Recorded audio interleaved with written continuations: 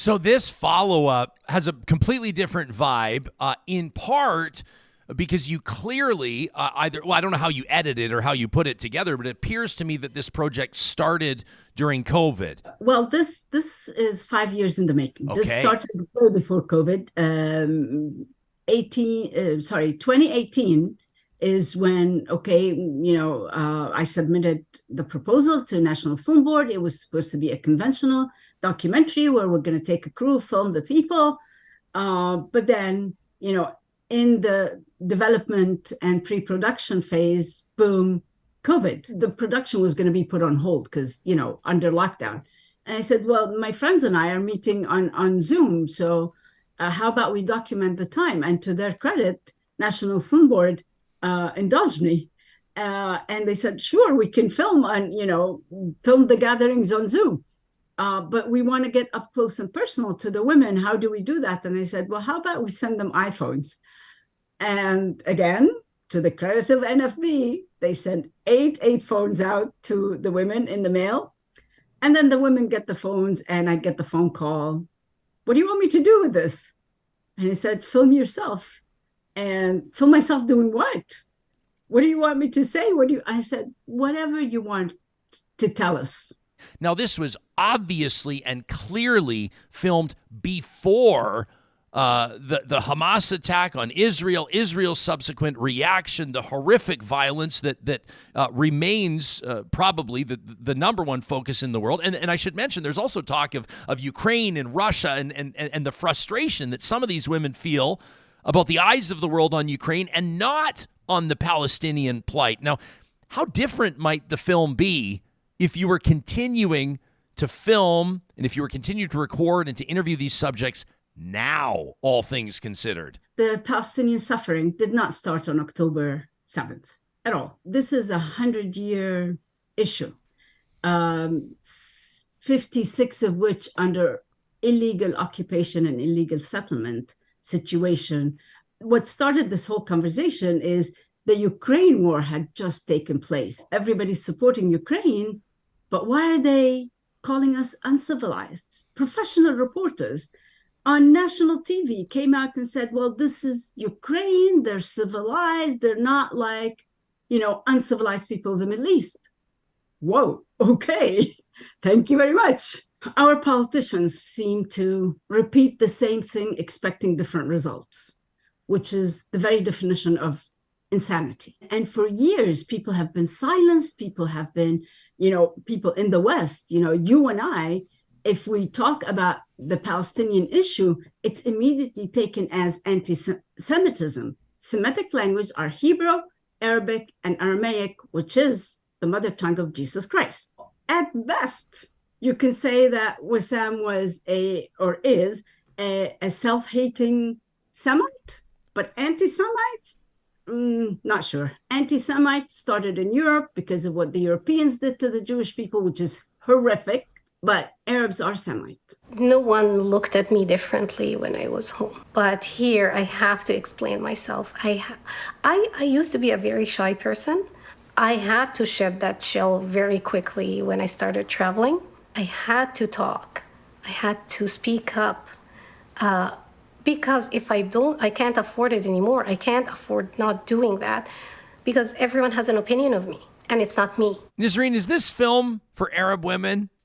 Or is this film for non-Arab people to better understand Arab culture and Arab women? Non-Arab people to understand Arab culture at large. My way of building those bridges of, bringing people together in this mosaic that we call Canada. Edmonton has a very, very special role in my career. It has a very special place in my heart. It's the longest place I've ever lived in, even more than my country of origin. Edmonton means a lot to me. It's home. It's where I met my friends who became family. It's where my career took off. Yeah, Edmonton means a lot.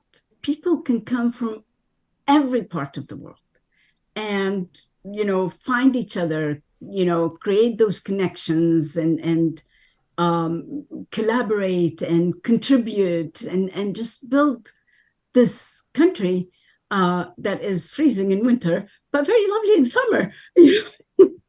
Nisreen, congratulations on the new film. If people want to learn more about what's coming up on Friday, if they want to be there in person or they want to learn more about the project, we recommend that they check out metrocinema.org, and you can learn more about Nisreen's projects, including her 2016 film, Things Arab Men Say as well.